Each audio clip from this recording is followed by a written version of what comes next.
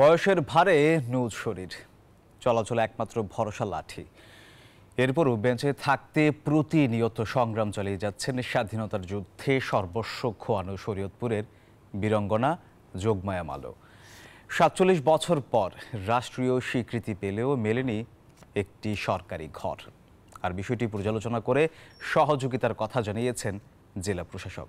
শরীয়তপুর থেকে বিধান মজুমদার অনির পাঠানো তথ্য ছবিতে ডেস্ক রিপোর্ট। জানি সেদিনের সব স্মৃতি মুছে দিতে হয়েছে উদ্যত কালো হাত। উদ্যানের বিরুদ্ধে উদ্যান, মার্চের বিরুদ্ধে মার্চ। ৭১-এ হানাদার বাহিনীর পাশবিকতার ভয়াল স্মৃতি মনে পড়লে এখনো আঁতকে ওঠেন শরীয়তপুর সদরের মধ্যপাড়া এলাকার যোগমায়া মালো। নিজের চোখের সামনে পাক বাহিনীর গুলিতে নিথর পড়ে থাকতে দেখেছিলেন পরিবারের সদস্যদের। সেদিন ৫০ জন নারীর সাথে তাকেও তুলে নেওয়া হয়েছিল মাদারীপুরের আর হাওলাদার জুট মিলে। ৩ দিন আটকে রেখে পাশবিক নির্যাতন চালায় পাক বাহিনী। আমাকে গেটিতে রেখে নামাইছে, এই ক্যান্টির ওই ক্যান্টির মানুষ সব এনে, শাহবাড়ির মানুষ, লালবাড়ির মানুষ, বেবাকাইনি আমাকে উঠানে বসাইছে, কেন্টেল মান করবে, মাইরে ফেলাবে।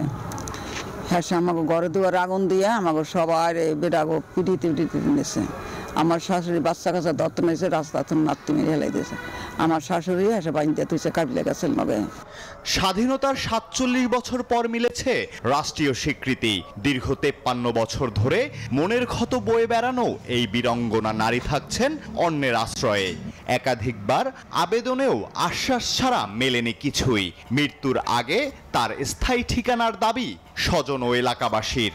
কইতে আছে ঘরে দিয়ে পাইবেন আশে রাখতে আছে। হারে আমরা এলাকাবাসী চাই যে যাতে সে একটা ঘর পাক। আমরা সবাই চাই যে উনি যোগমায়া মালো একটা ঘর পাক, সরকারি ঘর। এবারও সহযোগিতার হাত বাড়িয়ে দেওয়ার আশ্বাস জেলা প্রশাসনের। যোগমায়ার যে আবেদনটি রয়েছে সেই আবেদনটি আমরা একটু পর্যালোচনা করব।